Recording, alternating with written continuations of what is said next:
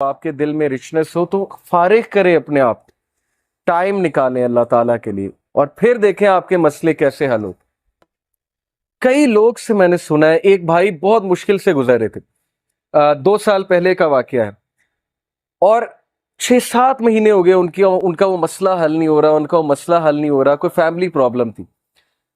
اور ایک دن مجھے ملے and he was so happy، اور انہوں نے مجھے ایک سینٹینس کہا جو میں کبھی نہیں بھولوں گا۔ انہوں نے کہا کہ علی بھائی all it took was one تہجد، that's it۔ لیکن 6 مہینے مجھے کبھی ٹائم نہیں ملا، مجھے لوگوں سے ملنے کا ٹائم مل گیا، مجھے لوگوں سے کہانیاں سنانے کا ٹائم مل گیا، لوگوں کی سننے کا ٹائم مل گیا، لیکن تہجد کا ٹائم نہیں مل رہا تھا۔ all it took was one تہجد، اور میرا مسئلہ حل ہو گیا۔ تو امام شافعی رحمہ اللہ نے کہا کہ میکنگ دعا ایٹ دا ٹائم آف تہجد is like an arrow which does not miss its target. تو باقی یہ کہ اللہ دعا آپ کریں اور نہ ملے یہ ایک الگ بات ہے، ظاہر ہے اللہ تعالیٰ وہی دیں گے جو بہتر ہے، لیکن یہ سینٹینس یاد رکھنے والا ہے کہ all it took was one تہجد۔ تو اپنے آپ کو فارغ کریں، ٹائم نکالیں اللہ تعالیٰ کے لیے، یہ آپ کے ہی لیے بہتر ہے۔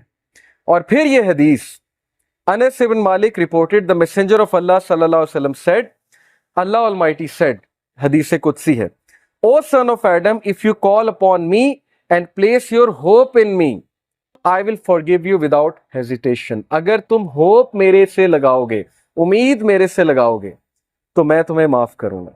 without any hesitation میں تمہیں معاف کروں گا۔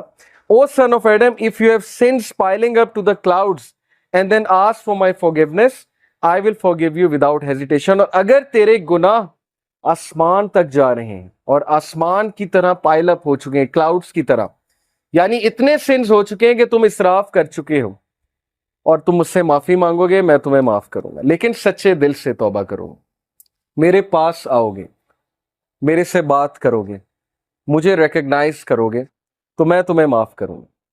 تو کویسچن یہ ہے کہ کیا ہمارے ہوپس اللہ تعالیٰ سے لگے ہیں یا ہمارے ہوپس کریشن سے لگے ہیں؟ میں یوتھ سے بات کر رہا ہوں، میں حیران ہوں کہ ہم ایک انسان کے لیے راتیں جاگ لیتے ہیں، ہم اس کے لیے اپنے ڈیسیجنز چینج کر لیتے ہیں، کیریئر کے جو ہماری لائن ہے اس کو چینج کر دیتے ہیں ایک انسان کو پانے کے لیے، ایک انسان کے پیچھے دوڑتے ہیں، اور بعد میں ہمیں کوئی خاص فائدہ بھی نہیں ملتا، بعد میں ہمیں جو ہے وہ ریگریٹ ہوتا ہے کہ میں نے اتنا کچھ کیا اور آگے سے رزلٹ جو ہے وہ کچھ بھی نہیں ہے۔ تو یہ ہیں وہ مثالیں جو اللہ تعالیٰ ہمیں قرآن مجید میں بتا رہے ہیں، حدیث میں بتا رہے ہیں کہ تم میرے سے امید لگاؤ، تم میرے پاس آؤ، تم میرے سے مانگو، پھر دیکھو کہ تمہارا مسئلہ حل ہوتا ہے کہ نہیں ہوتا ہے۔ اور امید لگانے کے حوالے سے ابن تیمیہ رحمہ اللہ لکھتے ہیں، ان کی ایک کتاب ہے kalamullah.com پہ آپ جائیں تو وہاں پر ایک کتاب ہے ابن تیمیہ کی، I think relief from distress, yes exactly یہ نام ہے، ریلیف فرام ڈسٹریس سے ریلیف کیسے ملنا ہے، اوکے یہ کتاب ہے۔